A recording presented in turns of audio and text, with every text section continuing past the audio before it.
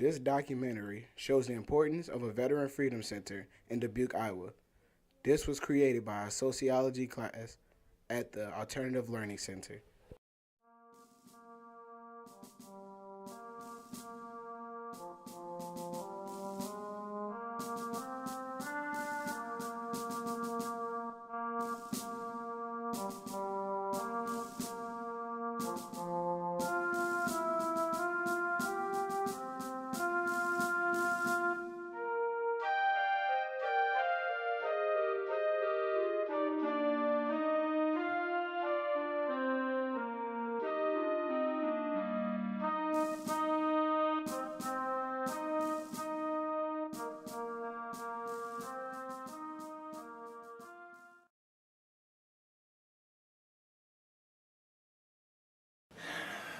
Okay, this started about 7 years ago. I had went for treatment for PTSD. I went up to Wisconsin, and while I was up there, they said in order to help me, I should try to find something I wanted to do. So when I was younger, I got married young and couldn't afford to build a car or anything that I wanted. I'm a big gearhead type person. So I ended up getting a shop of my own and started to rebuild an '85 Monte Carlo. And in the meantime, as I went on rebuilding this car, people started stopping in. And it come that it was all vets. And we'd all stop and talk and whatever. Pretty quick, it got to be more and more and more, and the one time I counted like 17 vets down in my garage in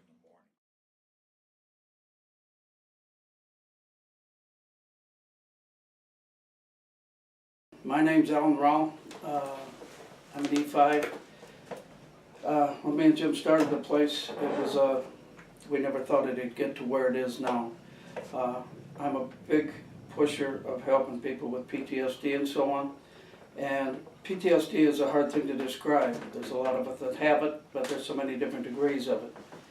And what we do with, what it means to me is simply that this is how I survive with my PTSD, is to help other vets. We do this National Tea Tournament, we do the castaways. But here in the shop, we take guys and what it amounts to is to make them feel like they're useful, that they can still do stuff. PTSD is something that's, when they sit off by themselves, they isolate. And when they isolate, things just manifest. And when they do, it gets worse and worse and worse. So what we do here is get them out of that shell, get them back in here, and this is a safe place for it. If we can get more and more involvement, there's one thing that works tremendously for vets. That's vets helping vets. They believe in it. That's, everybody here is a volunteer. Everybody. There isn't one person gets paid.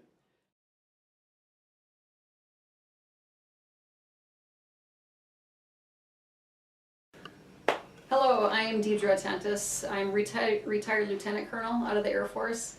I was in for 25 years. A little over 25 years. I was both enlisted and an officer, and I was active duty as well as in the Air National Guard up in the Twin Cities.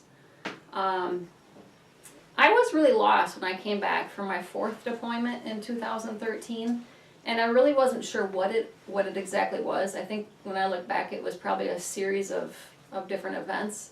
I had an injury on the flight line in Afghanistan, and following that injury I was air evac'd out, which means I was transported up to Germany, and I sat up there for about 12 days. Thought I needed surgery, ended up not having the surgery, and then I was sent home.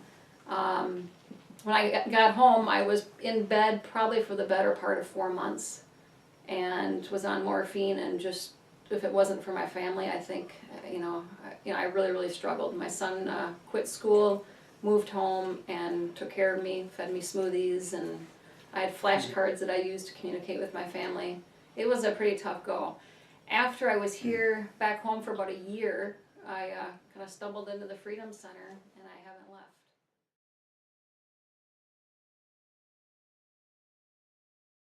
My name's Jim Bremeyer, and I was in the Navy from August 18th, 1965 to July 23rd, 1969.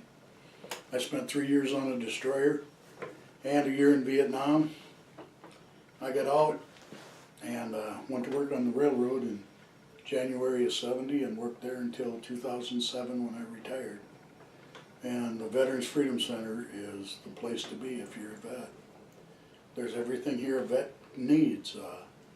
There's wheelchairs, there's rides to Iowa City, there's a game room, there's just a gathering room, a nice shop that has every tool imaginable for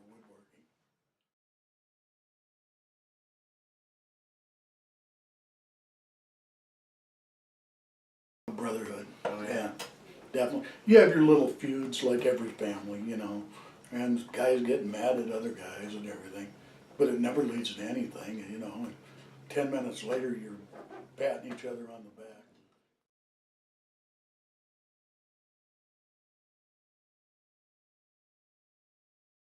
My name's Thomas Healy. I was in the Army for 3 years, stationed overseas in Germany. I was a medic. Encountered a lot of things, quite experiences as a young person at that particular time. I came back after 3 years to Dubuque and kind of looked around for a job and whatever. And then down the road, a gentleman that did come down here at the Freedom Center told me I should come down here. That we had it was just a lot of camaraderie here, and so I put it off. Finally hit me again. Come on, you got to. So I did, and I came down, and I was very happy that I did. There is so much camaraderie and good things happening down at the Freedom Center. I mean, we share some of our stories, our experiences, and more or less kind of help each other, and it's a great place. They do a lot of things for the veterans.